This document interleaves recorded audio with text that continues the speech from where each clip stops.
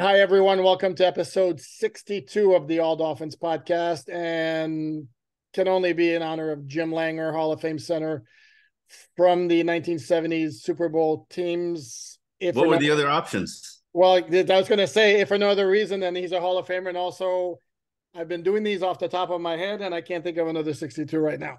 Actually, no, I do remember one. Chris Gray, who was a guy the Dolphins lost in free agency who had been nothing but a backup here and went on to start for 10 years with the Seattle Seahawks and actually was a pretty solid offensive lineman once he left the Dolphins. But programming note, I may have to start cheating and going to the media guy to remember some of these. Yeah. Listen, Dolphin fans, and I know you probably don't believe this, but he's literally been doing this off his head. And I only know this because I've known him for 15 years. But you're not going to believe it. But trust me, now that it gets a little bit more complicated, he might actually use some assistance. There's some numbers. I'm going to hold off on as much as I can. And I can assure you, since we've gotten a lot of comments that folks are liking this little nugget that I do, and we're actually going to restart it once we get to episode 100 and 101. But then I'm definitely going to cheat and look at the media guys because I'm not going to remember two people from every number. And spoiler alert, 100 is going to be Braxton Berrios because he's the only one who's ever worn 0 in Dolphin history. Yes. He's up with 1 this year. Today, we're going to look at the roster compared to where it was at this time last year to see where the Dolphins are better, are much better, kind of the same, not quite as good, not nearly as good. First, we're going to tie up some loose ends. And I am going to start, Omar, with providing you with the answer to the question you brought up yesterday, which I told you I was going to research because I could just leave it hanging, where you pointed out that Michael Thomas was the last Dolphin player signed off another team's practice squad, which sounded strange to me because that was like 10 years ago, and I couldn't believe that it wouldn't have been done. And then I proceeded my research backward, and I didn't have to go very long. Dolphins signed a player off another team's practice squad last season, last November, in fact. It was a defensive lineman from the Buffalo Bills. Who was it? And you may not recall because he never wound up playing a game. I don't believe he wound up playing a game for the Dolphins, wound up on injured reserve, and that gentleman's name was Justin Zimmer. Is he still in the league? Now, that's a good question. I do not believe he signed with anybody. His contract expired after the season. He became a UFA, and I don't believe he signed with any team. I do know he had back issues on and off throughout his career, so it's possible. I don't know. I don't want to assume anything, but no, I don't believe he has signed. Him and his family are probably watching this podcast like, damn it, he still wants to play. No. By all means, put that in the comments, and we'll put it out there.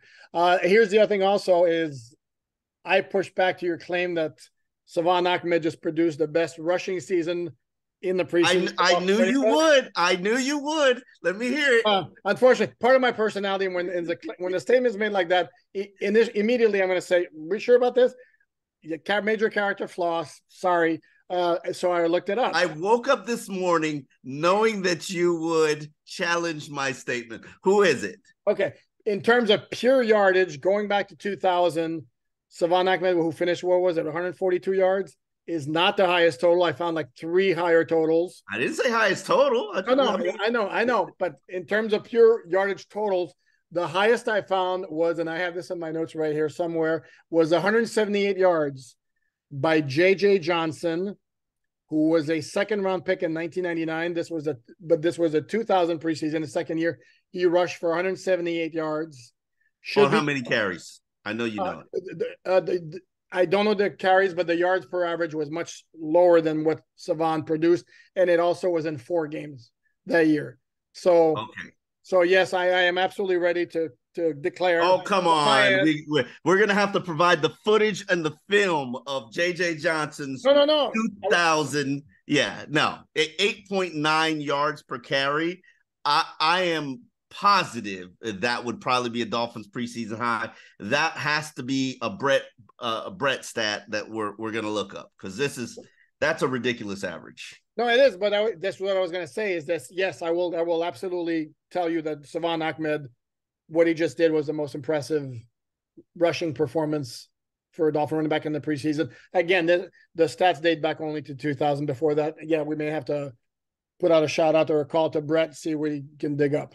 And it wasn't just a rushing, 6 receptions for 43 yards. Because remember, in the first game, he only played as the third down back. So really, you're looking at the production from the last 2 preseason games. It was outstanding. And as you know, I'm a critic of Salvon's. I always fall in love with him during the padded portion of practice. During the non-padded portion of practice. And then when the pads come on, he usually vanishes. Well, here we are in year 4, and this guy did not vanish. Except this is the part where, again, Mr. Contrarian here would say it was preseason. So, but are 2 contrarians doing a podcast together? Is this what's happening here? But are they really, Omar? See what I did there? We should call this 2 contrarians or glass. I don't know. I'm always the glass is half empty. I am not a glass half full. I know who I am. I'm not a glass half full guy. The glass is half empty, and I prepare for the worst. How about this one? I said what I said, but did you really?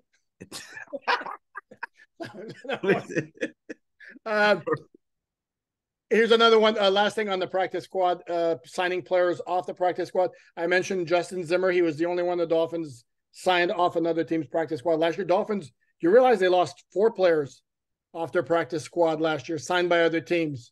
Name them. Larnell Coleman went to Carolina. Ben Still, I believe that's how you pronounce his name. Defensive lineman? Defensive lineman went to the Cleveland Browns. Kalen Barnes, the really, really, really fast cornerback from Baylor, went to the Minnesota Vikings. And wide receiver Freddie Swain, this is funky. Wide receiver Freddie Swain was claimed off waivers by the Denver Broncos, finished the year there. They waived him in the offseason. Dolphins claimed him back. And the Dolphins eventually wound up waiving him again. So, and then I think he hooked up with the Eagles, but I think he got cut. So that's where that stands. And the last order of business before we jump into the topic of the day is, as we were taping this yesterday, the Dolphins were putting together their press release announcing the final 8 members of the practice squad, which is why in the comments I put an editor's note, because we were talking about who they might add, and they had actually, by the time the podcast was published, they had announced them. So those guys, in case you missed them, were tight end Nick Bowers, running back Darrington Evans, offensive lineman Chasen Hines, safety Joshua Kalu, defensive tackle Rashard Lawrence, offensive tackle James Tunstall, wide receiver Raleigh Webb, and defensive end / outside linebacker Chase Winovich. Tunstall was with the Dolphins in training camp before he got cut. The other 7 came from other teams. And that, by the way, I don't know exactly what this means, but that's a very, very unusually high number of practice squad players who are not with the team in training camp. And this is where now Omar's playing contrarian, give me a look like, you sure about that? This is me going off by memory. Yeah, it's highly, highly unusual. In fact, see, now you're not really going to force me to do research after the podcast. No, we're not researching practice squad players. We're not. Let's just address what I like about some of these practice squad additions is a lot of them have special team value. A lot of them are core special teams player. Chase Winovich, he's a doppelganger for Andrew Van Ginkel. And that's interesting and good because Van Ginkel's probably going more inside. I look at him as the 4th inside linebacker. And now you potentially add another guy who could play the outside spot, or maybe just he's working the first team defense as a pass rusher and speed demon. Give the people the rule on practice squad elevations. Sure. Be happy to. Thanks for asking. The practice squad elevations, teams can elevate up to 2 players every game. Players can only be elevated 3 times during the regular season. Once they reach that 3rd elevation, they are no longer eligible to be elevated, but they are eligible to be signed to the 53-man active roster. But you must have an open roster spot to do that. And more than likely, you generally will because of injuries that deplete your team throughout the season. And as a reminder, also, the previous rule that applied, I believe it was for 2 seasons, where teams could protect. It was up to 4 players each week, protect them from poaching by other teams. That rule disappeared last year, and it's, again, not in effect in 2023. And I think, and from my end, based on the research I have done on these 7 newcomers on the practice squad, yeah, Winovich is the most intriguing one. Rashard Lawrence is a former 5th round pick, I want to say, of the Arizona Cardinals. Been in the league for a while. It's an experienced body along the defensive line. He's an interior defensive lineman.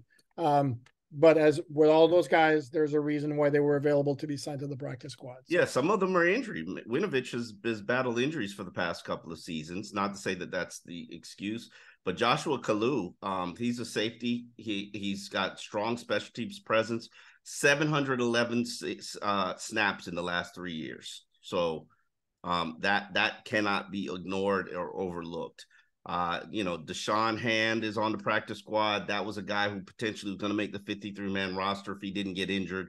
I believe, and I'm pretty certain he was over Brandon Peely on the depth chart before his injury, but he safely makes it on the practice squad. I wouldn't be surprised if we see a Peely Hand swap eventually on the practice squad in the 53. But God bless Hand. God bless Brandon Peely, because he certainly looked like he earned it. Now, the question is, can he be a contributor to your team? It's one thing to add a guy to your 53-man roster who's earned the spot. Now, can he be a factor to help you win games?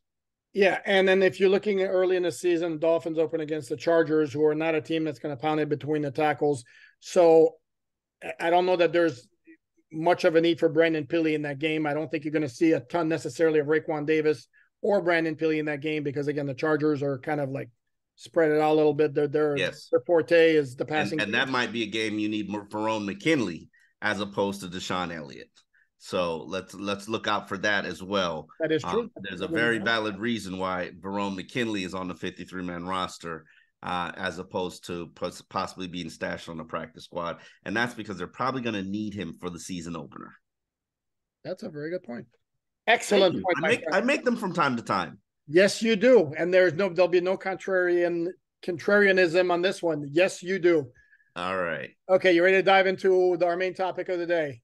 Yes, the main topic of the day, for those who want to pay attention, who are stuck on the daily podcast, and we do support you for watching All Dolphins daily podcast. We love the fact that you guys are so locked in and continue to comment, because we'll be in the comment section responding to you. We wanted to break down the 53-man roster based on opening day and I guess the playoff appearance of last year, and look at how it basically stacks up. And right now, we got to start with the quarterback, where Tua is here. We know where Tua is. We know the jiu-jitsu. We know the 10 pounds of muscle. We know he's the number 1 rated quarterback in the NFL. Passer rating, poop, don't say a single word. What we don't know is if he can stay durable for another season. And the backups are, instead of Teddy Bridgewater, Mike White has swapped in. I'm not sure how you feel about that, Poupart, but Bridgewater's won NFL games and has led a team to the playoffs. While he couldn't stay healthy, to me, that's a downgrade. I agree. And having said that, Dolphins also had no choice. They could not have an unreliable backup quarterback when your quarterback has the injury history that Tua has. Having said that, I'm going to say this again, and I'm going to prepare for the comments that are going to bash me, because it happens on social media all the time. Teddy Bridgewater was not nearly as ineffective when he played as a lot of Dolphin fans want to make it seem. In fact, I'd say he was pretty solid. And keep in mind, the dude played 5 games. Okay, and if you break down those 5 games, it was like 3 snaps against Buffalo while Tua was recovering from his back injury. It was 1 snap against the Jets before Bridgewater was pulled out because of the concussion spotter got overzealous or very careful, however you want to put it. So that's basically 3 games that were legitimate games. And as I've said before, against Cincinnati, they were trailing by less than a score. They were driving down, and there was a key pick that turned the game around. And if you remember that key pick, it was a quick slant that looked an awful lot like a hot read, where Mike Gesicki never turned around, and the ball, which was in a spot where Gesicki easily could have made a play for it, basically whizzed by him before he moved, and we went straight to the Cincinnati player. So is that on Bridgewater? Is that on Gesicki? Or is that on a mix-up, miscommunication on that particular play? The Minnesota game, he comes into the second quarter after Thompson gets injured, and in less than 3 full quarters, he throws for 329 yards. And if you remember that game, Jalen Waddle, as great a 2020 season as he had, basically lost that game where he basically caused an interception late in the first half when the ball went right through his hands to the Vikings defender. And in the fourth quarter, he fumbled at the Minnesota 30-yard line when the Dolphins were down by 6 and driving. And then the other appearance was a game against New England where the Dolphins, for some reason, had an atrociously conservative game plan because Mike McDaniel even admitted it. He was spooked out and scared by the possibility of New England scoring on defense. Well, guess what? They scored on defense anyway with the, again, really, really crazy conservative game plan. And then Bridgewater made the really stupid decision of trying to make a tackle at the 1-yard line on an interception return and broke a finger, and then he was done. So I'd say his body of work actually was pretty solid, but again, he couldn't stay healthy. But heading into the season, Bridgewater was, like you said, a lot more established than Mike White. All righty. Let's get to the running back position where you opened with Chase Edmonds and Myles Gaskin and Raheem Mostert and Salvon Ahmed. I don't put Alec Ingold in the running back position. I actually put him in the tight end unit. You'll figure that out as the season goes on this year. And then in the playoffs, you had Jeff Wilson, Raheem Mostert, Salvon Ahmed. Where are they opening day right now, especially with Jeff Wilson going on IR? You're looking at probably Raheem Mostert, Salvon Ahmed, Devon Achane, and Chris Brooks as your backs. Upgrade, downgrade, where do you feel that unit is? Well, I'll go briefly because I kind of went long on the quarterbacks. You can go longer. So the swaps from opening day last year to opening day now is you take out Chase Edmonds and Myles Gaskin, you add in Chris Brooks and Devon Achane. I don't know how that's anything but an upgrade and a pretty clear upgrade. Because Achane has upside that neither Edmonds or Gaskin had. And if we're going to be honest about it, this time last year, we thought Chase Edmonds was going to be good because he was really good in training camp. And then it went south pretty quickly. And I like Chris Brooks more than I like Myles Gaskin. Yes. Who's a dependable guy with a pretty low. To me, Myles is a guy who's got a high floor, but a low ceiling. Let me ask you this question. Mm-hmm.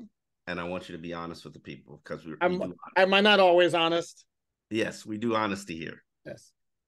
Could Chris Brooks potentially have a faster start to his rookie career than Devon Achane? Without question. Well, starting with the fact that Achane's dealing with a shoulder injury. I know Mike McDaniel has indicated that he thinks he's going to be fine for the opener. But I think, again, as we discussed on the podcast Thursday, the fact that Brooks brings you a unique skill set with his physicality and that Salvon Ahmed and Devon Achane are kind of interchangeable because they're both smaller-ish, fast guys. Yes, they play the same role. Also, correct. Devon Achane, I think you have to prove that he can pass protect. Whereas you are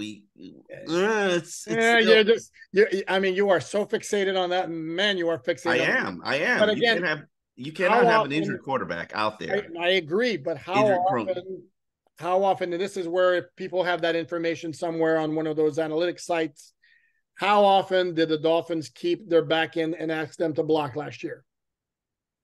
Very rarely, but how often did they need to do that? Quite often. They should have. I don't like the fact that they don't. That's fair. Let's move on. I think it's an upgrade. I really like Salvon. I think he's shown enough to be the number 2. And then Chris Brooks probably steps to the forefront as the number 3 just because he adds a different dimension. But I will say this. I did notice Chris Brooks doing an injury rehab assignment on the Wednesday practice. I don't know if something is there. We'll find out Wednesday when the first injury report has to be reported.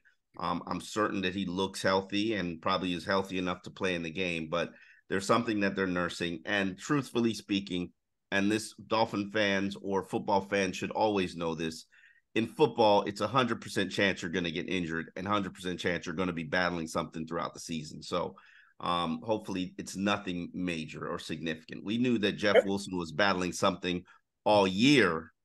I mean, all training camp. We just didn't know what it was or how significant it was, and that it would cost him the first month of the season. Can I make a couple of quick points on in the injury list? Just I want to get off my chest. Number one, just number one, this is a pointer, so fans understand what the injury report's all about.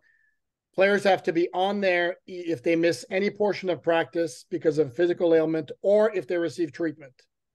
If somebody's got like a sore shoulder, but there's no treatment and they don't miss practice, they're not going to show up on the injury report, but they might still not be at 100%. That's number one. Number two, and this is just personally for me, I so badly miss the days when the injury report, now the injury report, the way it's constructed is Wednesday and Thursday, all they do is tell you the practice participation. They don't tell you the part? No, sorry. The body part plus the practice participation. It used to be that they would have a game status, and the game status designation comes out Friday. Used to be that you would get the game status designation Wednesday, Thursday, Friday. So you would get crazy. I don't remember. You don't remember that? No, that had to be 15 years ago because I do not remember it being on a daily basis. And then you got some sort of a better idea early in the week.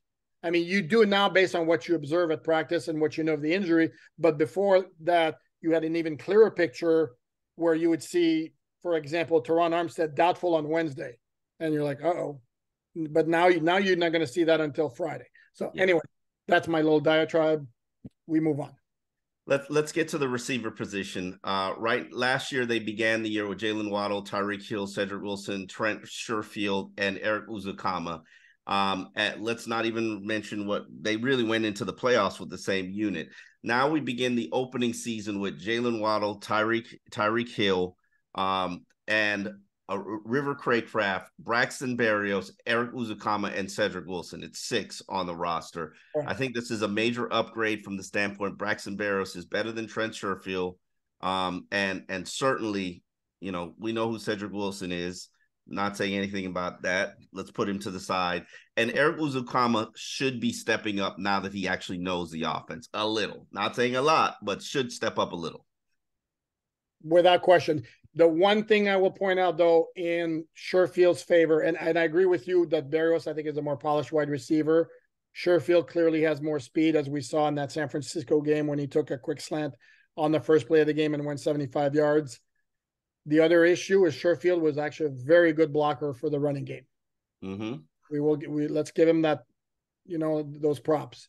I haven't seen Berrios throw blocks in the preseason. I don't know what his history is, but that's one factor. So, and then you had Craycraft, who actually last year started on the practice squad and was elevated for the opener while Eric Uzukama was inactive. I'm looking to see, Trent Sherfield, they got him listed as a starter. Ooh, Lord. Buffalo. Yep. Yeah, ain't that something? Well, they have 3 wideouts with Gabriel Davis. Yeah, 3 wideouts, Gabe Davis and Stephon Diggs. Yeah, so congratulations to Trent Sherfield. You're doing your thing, homeboy. Yeah, pay some respect, man. Give the man his respect. Yes, absolutely. Let's get to the tight end unit, a tight end and fullbacks. I lumped them in. Last year you had Durham Smythe, Mike Gesicki, Tanner Connor, Hunter Long, Sethan Carter. Really, this is just an address where the unit is with Mike Gesicki. And I'm going to start it off. This year right now, you've got Julian Hill, Tyler Croft, and Tanner Connor's back. And then there's a practice squad tight end. Can't remember his name. Connor's on the practice squad also. Yeah. I struggle to say it's a downgrade, even though you lost a franchise tag player. And this is the reason why I struggle to say it's a downgrade. What? And hear me out here. You knew who Mike Gesicki was, and you knew he was telegraphing plays, and you knew anytime he came onto the field, you were usually in a passing situation. And that was not ideal for this offense, which is supposed to be a run, pass, RPO-based offense where you can't decipher what they're doing based on their personnel. Well, Mike Gesicki was a huge tell. I do not know who Julian Hill can be. I certainly know Tyler Kroft is not a very good tight end anymore. He's a serviceable tight end. But I will make the argument to you, Mike Gesicki was not a serviceable tight end for this offense. Man, wow. Okay, allow me to disagree. Allow me to be a contrarian here. Mike Gesicki, like him or not, was also a pass-catching threat. And while I certainly agree with you that if he's in the lineup, you kind of telegraph what you're doing. But if it's 3rd and 8, you're kind of telegraphing what you're doing anyway. And if you're in the red zone, you semi know you're going to throw the ball. And Mike Gesicki was a good. Hold on, Mike Gesicki. Give me 1 quick second to finish that point, and then I'll jump, and then you come back over here for the tight end. To let me finish with the tight end. Mike Gesicki also was one of the good red zone targets, which are not in abundance on this roster. Fair. Touche. What I will say is, and this is my gripe with the Mike Gesicki playing situation. If he's going to be a pseudo slot receiver, why don't you just play a slot receiver? You weren't fooling anybody putting Mike Gesicki on the field. There was nobody defending you with a linebacker with Mike Gesicki on the field. So you're basically being defended by a safety or cornerback because you have a slow wide receiver on the field. And yeah, he's supposedly a good red zone weapon. Okay. I you know, and I'm not saying you didn't lose there, because you did lose there. And we really don't have a replacement there. So put that to the side. Okay. But I'm of the opinion that Alec Ingold, and you know where I stand on this. Yeah, but he was on the roster last year, so you can't say that. Okay, that's fine. All right, but a healthier Alec Ingold?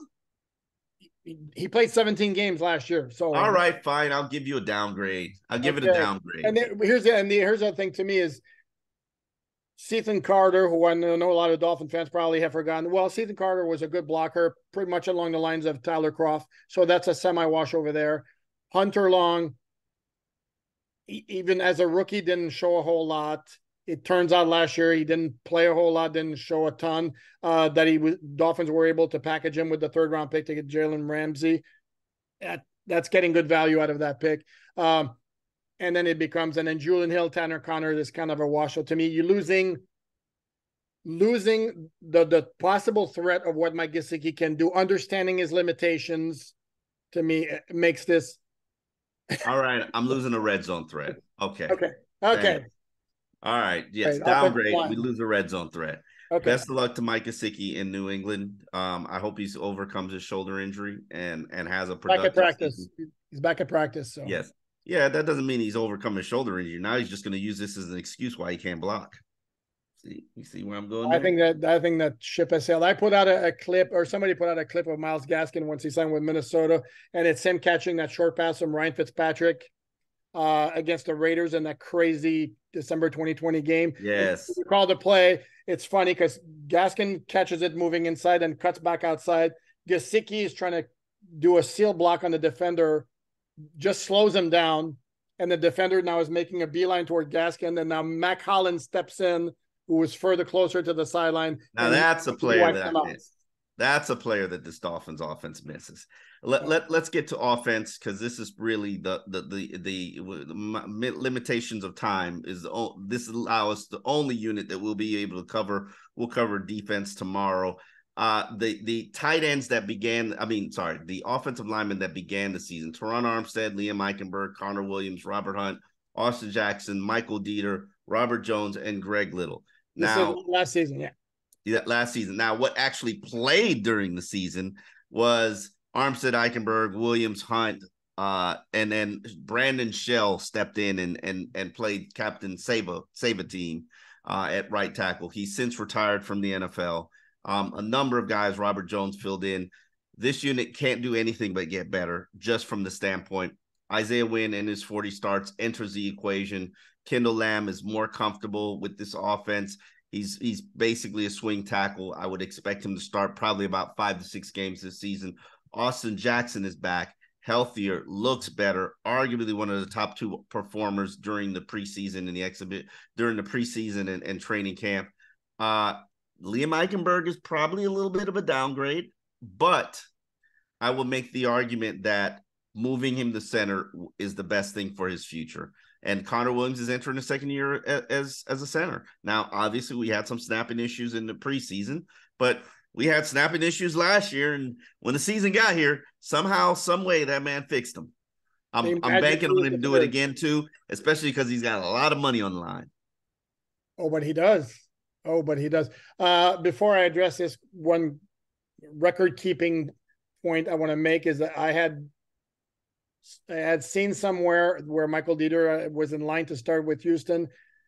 Well, I'm not thinking that's not happening because he got released by the Texans and they re-signed him to their practice squad. So that's the Michael Dieter update.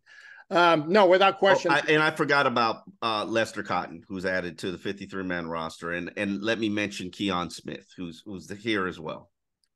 Yeah, and on the 53. Yeah, we good? Yeah. Okay. In case people go back and go, wait, didn't Lester Cotton start the playoff game at Buffalo? Yes, he did. He was a practice squad elevation at that time. So you add him to the roster. You add Isaiah Wynn, Kendall Lamb here from the start. The Dolphins picked him up. I think it was November, December last year. That makes a difference. I think Butch Barry makes a difference. I like what I've seen from them from a run blocking standpoint, and I hope it continues. If you can run the ball a little bit more successfully, it puts a lot less stress on your pass protection. Whether the teams are going to know you're going to pass on third down, sure, but that's much less of an opportunity to have a blown assignment. To me, on this offensive line right now, I don't see any Dallas Thomases. And that's always been my nightmare. I said it. Man. Dallas Thomas was a traumatic player for me. Because literally, and I said this all the time, he'd be solid, not good, solid for 45 snaps. Then there were 5 snaps that game where you're going to get a false start. You're going to get a quarterback pressure right in the face of the quarterback, hit the quarterback.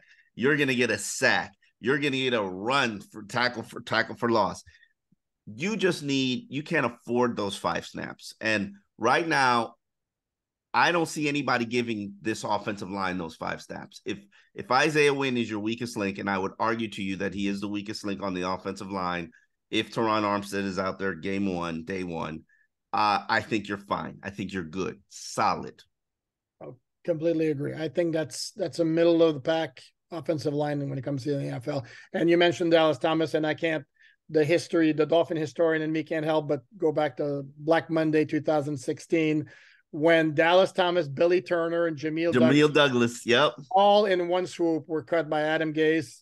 And this was the following week, for the first time all season, in a game against the Pittsburgh Steelers when the Dolphins were 1-4, and they started with what has become known as, Omar, the Unicorns. Listen, that Bloody Monday was the birth of the Unicorns. And while I think it was unnecessary, you didn't have to cut Billy Turner. He was playing left tackle position. He was not familiar or comfortable with playing in the NFL and started the game and was a disaster. He didn't deserve to be cut. The rest of the guys, okay. But it was more about Adam Gase sending a message to the team. Mm-hmm. And these were all draft picks. These were all high draft picks. And he sent a message to the team that you need to raise the standard and raise the bar. If not, you're going to be shipped out of here. And man, did that line get their act together after that. And I give tons of credit to Tunsil and Robert and Brandon Albert and Jermon Bushrod and Mike Pouncey. They were a wrecking crew. You're missing one. Come on, you're missing one. Oh, Jawan James. Okay, here we go. They were a wrecking crew, and they were coached by the best offensive line coach in the NFL, still to this day. And he's right now the offensive line coach for the 49ers, and right now Miami has his understudy. Chris Foerster. Yeah, I don't say his name because it brings back great trauma to Dolphin fans. I just say he is the best offensive line coach in the NFL. He was a very, very good offensive line coach, without question. Not is. Correct. No, he is without question. And then Billy Turner's gone on to have a pretty solid NFL career. Yeah, absolutely. He's been a longtime starter, Packers, Broncos, and this year he is with the New York Jets. Yeah. He's not starting though. Juwan James seems to be retired. I know Jermon Bushrod lives down here. He's retired, but he's coaching his son or his kids in New Orleans. He's here. He's here. Okay. No, and Juwan James like tore an Achilles like back-to-back off seasons. I mean, dude's had bad luck on top of bad luck on top of bad luck. I mean, and Laramie Tunsil's one of the best offensive linemen in the NFL right now. What happened with the Dolphins? How come he's not on the Dolphins anymore? Of course, we know that. I mean, the great Laramie Tunsil trade, which I've written about on alldolphins.com quite a bit, with the tree and all the trades that it produced along the same lines as the Trey Lance trade. And by the way, I want to make this point here quickly. When I see the graphics of like, for 49ers got Trey Lance, Dolphins got Tyreek Hill, Jalen Ramsey, Bradley Chubb, Channing Taylor, and all that. That's accurate, but it's massively incomplete because the Dolphins did that, including also with 8 or 9 draft picks and other players. So it's not quite like that, even though the point overall is made that, the Dolphins killed it with that trade and all that. The Dolphins spent a lot. They purged their roster and created a treasure chest of draft picks. Ultimately, the treasure chest of draft picks did not pan out to be as fruitful as you would have liked. Let's be real about it. Yes, you got Javon Holland, you got Jalen Phillips, you got some key pieces, but ultimately, you built your roster on trades and acquisitions. Some of it, I mean, but you look at the frontline players on the team. I mean, you got Tyreek, Jalen Ramsey, Bradley Chubb. The frontline players on this team are built by free agency, trade acquisitions, Ron Armstead, and then draft picks. It's Tua, Javon Holland, Jalen Phillips, X. Yeah. So it's. I think the bottom line is you'd like to have more of a balance toward draft picks, and we're about to run out of time, which we don't want to do. We don't want to cut off quick. Yes. Tomorrow we'll break down this defense, looking at the roster, see whether they've improved from 2022 to 2023. Thank you for watching All Dolphins podcast. We ask that you subscribe, like, hit the bell, alarm, tell a friend. Finch, how do you find us on the streaming site? Fans First Sports Network under Miami Dolphins Insider, wherever you get your audio podcasts. Let's do this again tomorrow, Omar. See ya.